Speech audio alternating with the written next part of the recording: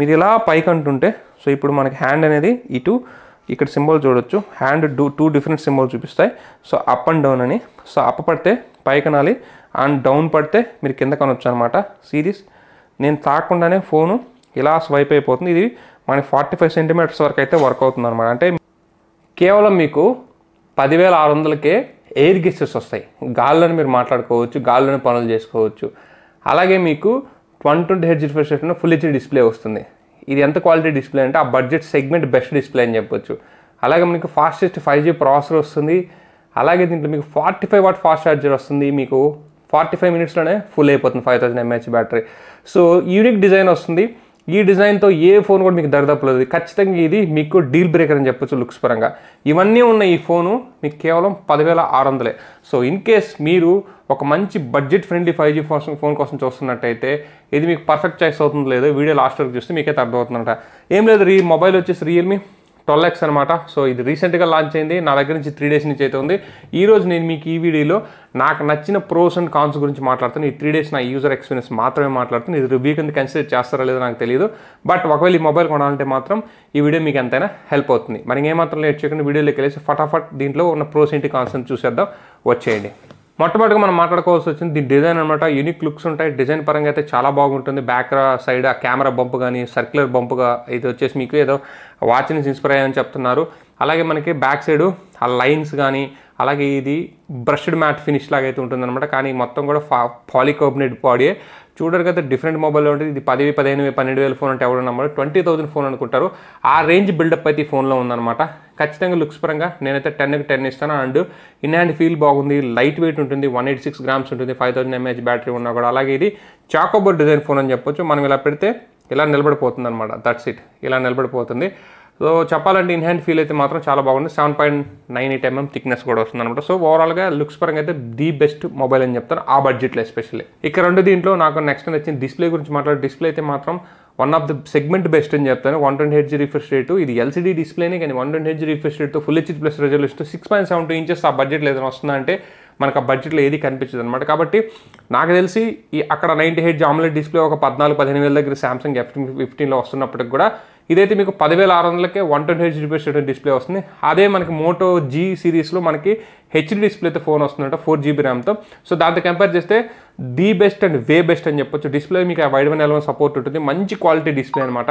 ఖచ్చితంగా దీంట్లో మీరు కంటెంట్ అయితే ఎంజాయ్ చేస్తారు. అదైతే నేను గట్టిగా చెప్పగలను. అలాగే మనకి ఈ బడ్జెట్లో వీళ్ళు ఎయిర్ గెస్టర్స్ తీసుకొచ్చారు. ఇదైతే వీళ్ళు 20,000, 25,000 ఫోన్లు 30,000 ఫోన్లు అయితే ఉంటుంది. బట్ దీంట్లో ఫస్ట్ టైం వీళ్ళు ఎయిర్ గెస్టర్స్ తీసుకొచ్చారు. సో ఎయిర్ గెస్టర్స్ తీసుకొచ్చారు కానీ అదంతా పర్ఫెక్ట్గా ఇంప్లిమెంట్ చేయలేదేమో నాకు అనిపించింది. కాకపోతే మీరు యూట్యూబ్, ఇన్స్టాగ్రాము లేదంటే రీల్స్ ఇట్లాంటి మోజ్ ఇట్లాంటివి చూసేటప్పుడు ఏంటంటే మీరు గెస్టర్స్ మీరు రీల్ని అప్ అండ్ డౌన్ చేసుకోవచ్చు తాకుండా. సో ఒకవేళ రీల్స్ చూసేవాళ్ళు ఉంటే మాత్రం ఎయిర్ గెస్టర్స్ చాలా బాగా అండ్ గూగుల్ ప్లే స్టోర్లో యాప్స్ కూడా దొరుకుతాయి ఎయిర్ గెస్టర్స్ కోసం. బట్ దీంట్లో ఇన్బుల్ట్ ఇచ్చారు కాబట్టి మీకు కొంచెం బెటర్గా అయితే ఉంటుంది. అదొక అప్డేట్ ద్వారా వీళ్ళైతే ఇచ్చారు. సో అప్డేట్ చేసుకోండి ఈ ఫోన్ కనుక్కుంటే మీకు వెంటనే ఎయిర్ గెస్టర్స్ స్పెషల్ ఫీచర్స్ అయితే ఉంటాయి. అక్కడైతే ఆన్ చేసుకోండి. సింపుల్ అనమాట. ఎయిర్ గెస్టర్స్ మీ కాల్స్కి ఉపయోగపడతాయి. అలాగే రీల్స్ అండ్ ఇవి చూసేటప్పుడు కూడా ఉపయోగపడతాయి. కాకపోతే ఆ బడ్జెట్లో ఇవి ఇవ్వడం అనేది మాత్రం గ్రేట్ థింగ్ అనేది చెప్పొచ్చు అనమాట. ఇంకొక ముఖ్యమైన విషయం ఏంటంటే దీంట్లో వీళ్ళు ఆ 10,000, 11,000 ప్రైస్ బ్రాకెట్లను డ్యూయల్ స్టీరియో స్పీకర్స్ తీసుకొచ్చారు. స్టీరియో స్పీకర్స్ ఒకసారి సౌండ్ క్వాలిటీ వినండి, తర్వాత మాట్లాడదాం.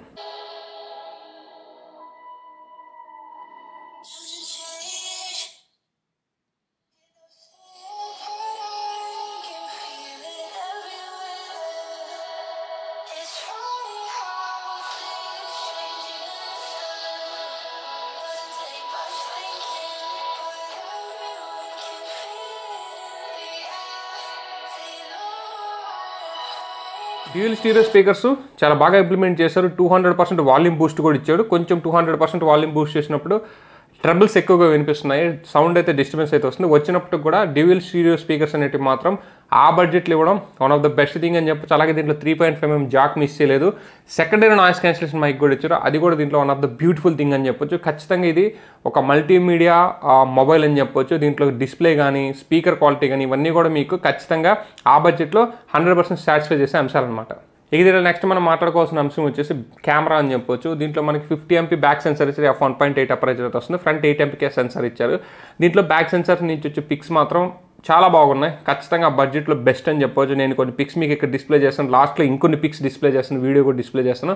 వీడియోస్కి అయితే నేను అంత ప్రిఫర్ చేయను, కానీ పిక్స్ అయితే మాత్రం చాలా బాగున్నాయి. మంచి పోర్ట్రేట్ షాట్స్ తీసుకోవచ్చు, అలాగే మంచి పిక్స్ తీసుకోవచ్చు. హైరెస్ మోడ్లో అయితే మీకు ఇంకా బెటర్ పిక్స్ అయితే వస్తున్నాయి. కాబట్టి బ్యాక్ సెన్సార్ మాత్రం మీరు ఫుల్గా సాటిస్ఫై అయితే అవుతారు.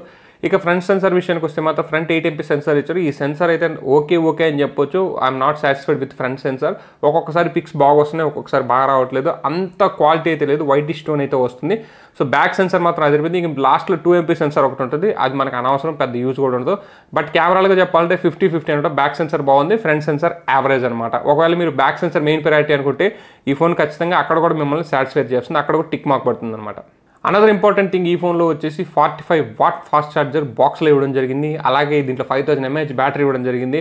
సింపుల్గా నాకైతే బ్యాటరీ లైఫ్ నేను ఈ 3 daysలో వాడేస్తున్నాను, రఫ్ అండ్ టఫ్ వాడేస్తున్నాను. స్క్రీన్ ఆన్ టైం ఒక్కోసారి 50%కి 3.5 hours వస్తుంది, ఒక్కొక్కసారి ఏమో 4.5 hours కూడా వస్తుంది. ఇక ఫుల్ ఛార్జ్ అయిపోయే టైంకి నాకు కళ్ళు కాయలు కాసిపోతున్నాయి అనమాట. సో ఇండోర్లో వాడాను నేను, అవుట్డోర్లో కాదు. ఇండోర్లో వాడాను కాబట్టి నాకు ఈజీగా 6 to 7 hours screen on time అయితే వస్తుంది.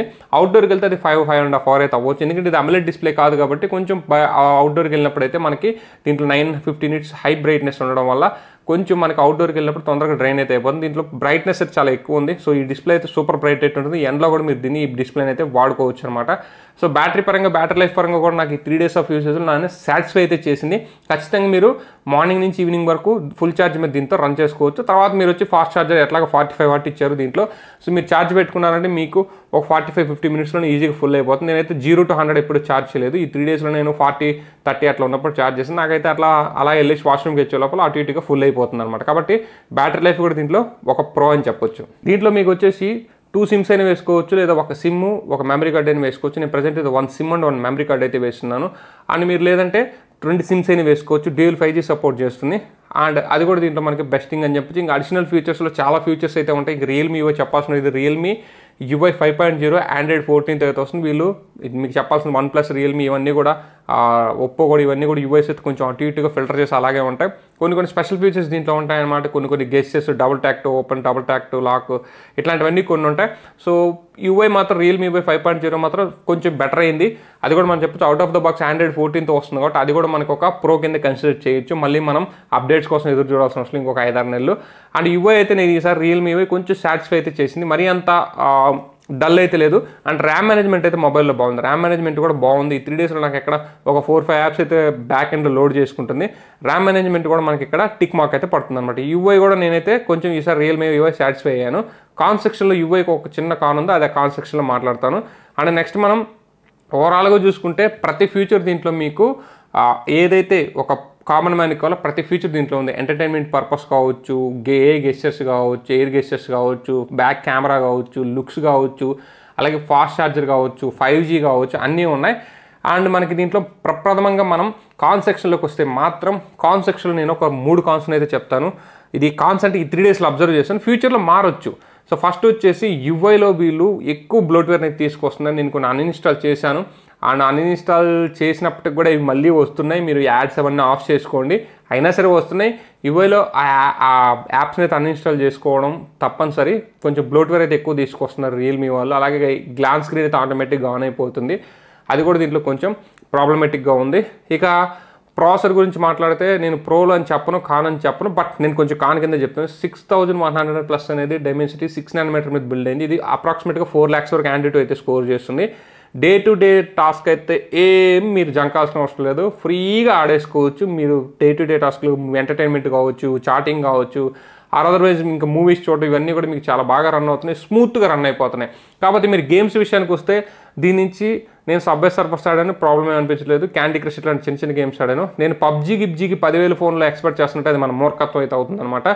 సో వీళ్ళు ఏంటంటే కొంచెం 6nm మీద బిల్డ్ అయిన ప్రాసెసర్ కాబట్టి లైట్ హీటింగ్ ఇష్యూ వస్తుంది. ఆల్రెడీ దీంట్లో వేపర్ చాంబర్ అయితే కొంచెం డెవలప్ చేస్తున్నారు.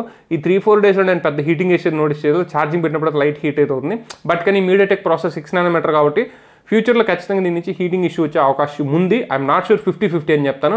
సో కాకపోతే ప్రాసెసర్ నేను కాన్ అని చెప్పను, ప్రో అని చెప్పను, న్యూట్రల్గా వదిలేస్తాను. ఎయిర్ గెస్టెస్ అనేటివి పర్ఫెక్ట్గా ఇంప్లిమెంట్ చేస్తే బాగుండేది, ఇంకొన్ని గెస్టెస్ కూడా యాడ్ చేస్తుంటే బాగుండేది. బట్ వీళ్ళు నామకావస్తు ఒక 2 గెస్టెస్ అంతా వాడారు. అవి మనకి యూట్యూబ్ రీల్స్ స్వైప్ చేయడానికి అండ్ ఇన్స్టాగ్రామ్కి ఉపయోగపడుతుంది, ఇంకో గెస్టర్ ఫోన్స్కి అయితే ఉపయోగపడుతుంది.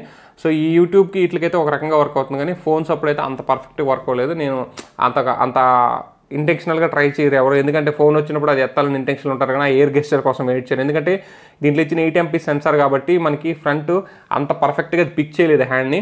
సో వేరే మొబైల్ నాజో 70 Proలో 16 MP సెన్సార్ ఇస్తే అది కొంచెం బెటర్గా పర్ఫామ్ చేస్తుంది. కొంచెం ఎయిర్ గెస్టర్స్ ఇచ్చేటప్పుడు ఈ ఫ్రంట్ సెన్సార్ని అయితే కొంచెం ఇంప్రూవ్ చేసి తీసుకొస్తే బాగుంటుంది. 8 MP 5 MPకి ఎయిర్ గెస్టర్స్ అంత పర్ఫెక్ట్గా వర్క్ అవ్వనమాట. ఓవరాల్గా ఇప్పటివరకు అయితే నేను అబ్జర్వ్ చేసిన కాన్స్ అండ్ ప్రోస్ అయితే ఇవి. సో ఇప్పటివరకు అయితే సో ఫ్యూచర్లో ఒకవేళ ఈ మొబైల్ నా దగ్గర ఉంటే ఖచ్చితంగా ఫ్యూచర్లో ఏదైనా లాంగ్ టర్మ్ రివ్యూ ఇస్తే అప్డేట్ అయితే చేస్తాను. ఒకవేళ మీరు ఈ మొబైల్ కొనుంటే మాత్రం వెంటనే అప్డేట్ చేసుకోండి, మీకు ఎయిర్ గెస్టెస్ అయితే సింపుల్ ఫీచర్స్లో అయితే ఆన్ అవుతాయి. అదర్వైజ్ లేకుంటే మీకు ఎయిర్ గెస్టెస్ అనేవి కనిపించవు అనమాట. సో ఓకేనా. సో ఓవరాల్గా 3 days ఆఫ్ యూసేజ్లో మనం పెట్టే ఆ డబ్బులకి న్యాయం చేసే ఫోన్ అని చెప్తాను. ఇప్పుడు ప్రజెంట్ మీకు బేస్ మోడల్ 11,000 దగ్గర నుంచి స్టార్ట్ అవుతుంది, 11,000 చిల్లర దగ్గర నుంచి. మనకి ఇది 6GB 128GB మోడల్, మీరు 8GB 128GB కూడా ఉంది. నన్ను అడిగితే మీరు 6GB మోడల్ తీసుకోండి, 11,400 రూపాయలు అయితే పడ్డదనమాట నాకు. సో కార్డ్ ఆఫర్స్ అన్ని పోగా బెస్ట్ బై అని చెప్తాను ఆ బడ్జెట్లో. ఇన్ కేసు ఈ వీడియో కానీ మీకు ఇన్ఫర్మేటివ్ అనిపించినట్టయితే వీడియో లైక్ చేయండి, షేర్ చేయండి, మన ఫ్రెండ్స్ ఛానల్ అయితే సబ్స్క్రైబ్ చేసుకొని సపోర్ట్ అయితే ఉంది. This is Shiva signing off. జై హింద్ గాయస్.